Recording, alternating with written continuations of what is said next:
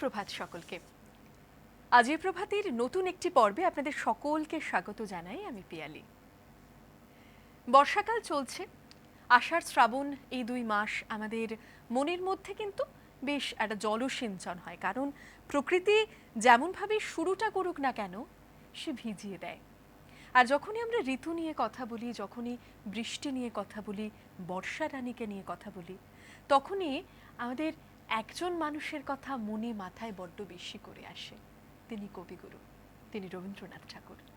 আর তারই গান নিয়ে আজকে আমাদের সঙ্গে রয়েছেন স্টুডিওতে আমাদের আজকের পর্বের অতিথি, সল্টলেক থেকে এসেছেন স্বরলিপিদি, স্বরলিপি ঘোষ।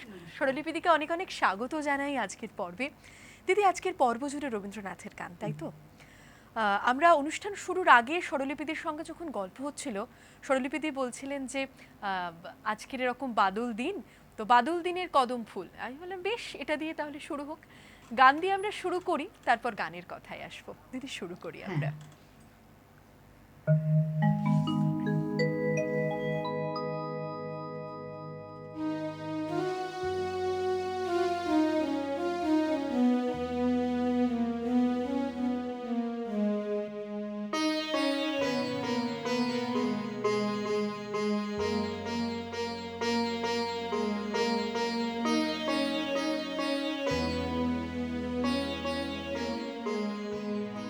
বাদল দিনের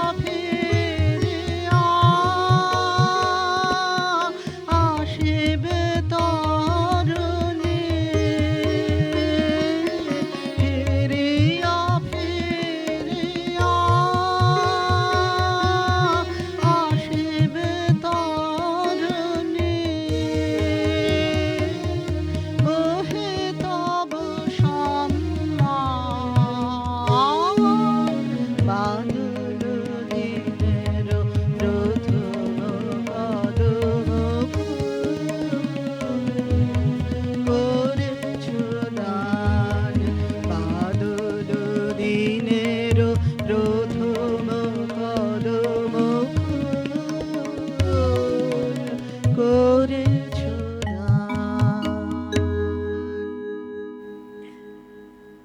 রবীন্দ্রনাথের সানাই বইটিতে ১৯৪০ সালের ১০ই জানুয়ারি তিনি একটি কবিতা লিখেছিলেন, যেটির নাম ছিল দেয়া নেওয়া। এই দেওয়া নেওয়া কবিতাটির সঙ্গে কিন্তু এই গানের বেশ খানিকটা মিল পাওয়া যায়। আমরা এমনই অনেক মিলের কথায় আসব, গানের কথায় আসব। বিরতির ওপারে সঙ্গে থাকুন।